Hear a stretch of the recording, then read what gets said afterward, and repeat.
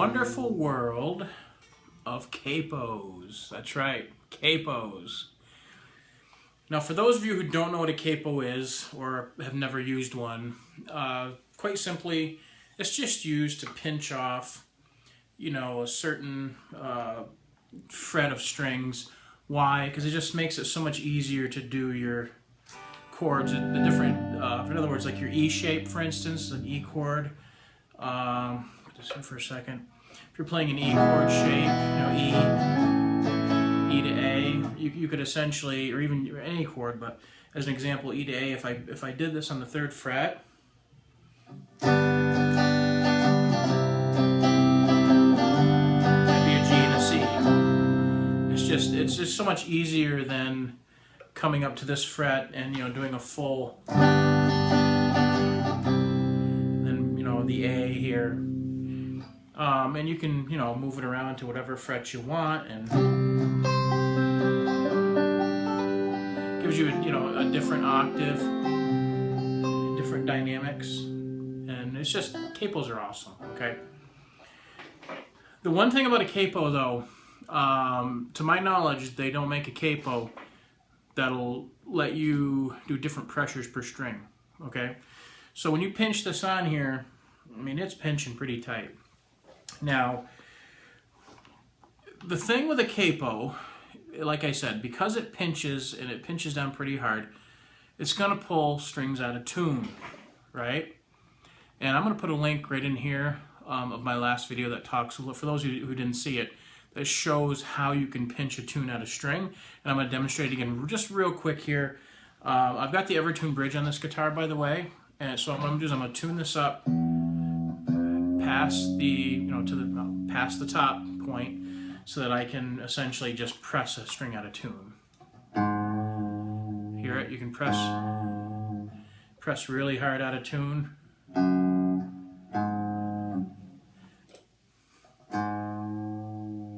Just by pressure. So if you can imagine how much of a struggle it would be putting a capo on a guitar, and you can't, balance the pressures, like less pressure or whatever. It's just one solid pressure. So what it forces you to do is kind of retune the guitar if you're using a capo. Let me put this actually back.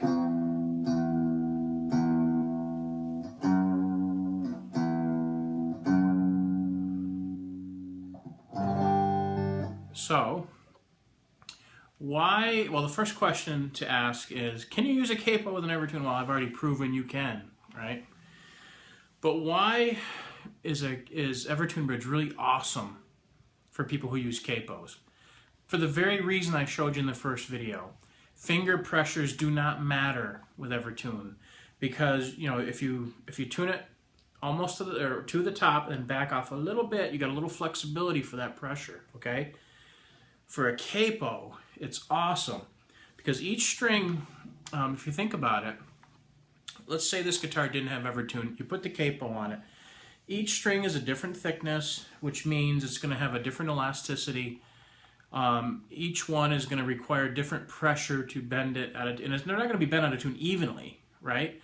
So in other words, the top string might not be quite as out of tune as, say, the G string, because the G string's thinner, probably press a little harder. And if you want to get real technical, it's actually more pressure up here than down here because of the shape. But you know what? For this, just for this little introduction and demonstration of the capo, I think you understand what I'm talking about. Okay, each string is going to bend out of tune a little bit more than the other, and differently. Some strings are wound, some are not. Okay, so with the Evertune, it totally eliminates that entire problem. Because when it pinches down, it doesn't matter the pressure. Every string's going to be pinched down evenly, and you got even pressure, or it's not even pressure, but the Evertune will compensate for every single string as you put this on. James Taylor, as an example and proof of this, has a video on it's either on his website or on YouTube. Matter of fact, I'll try to post a link down there if I find it, where he talks about how he tunes his guitar. And for those of you who don't know James Taylor, or those of you even who do, he uses a capo a lot, and he uses an acoustics. Now, James Taylor does not use an Evertune. I don't know if he's even heard of an Evertune, but he uses capos a lot, and he uses an acoustic guitar. Evertune's not available on acoustic yet, but it will be in the next version.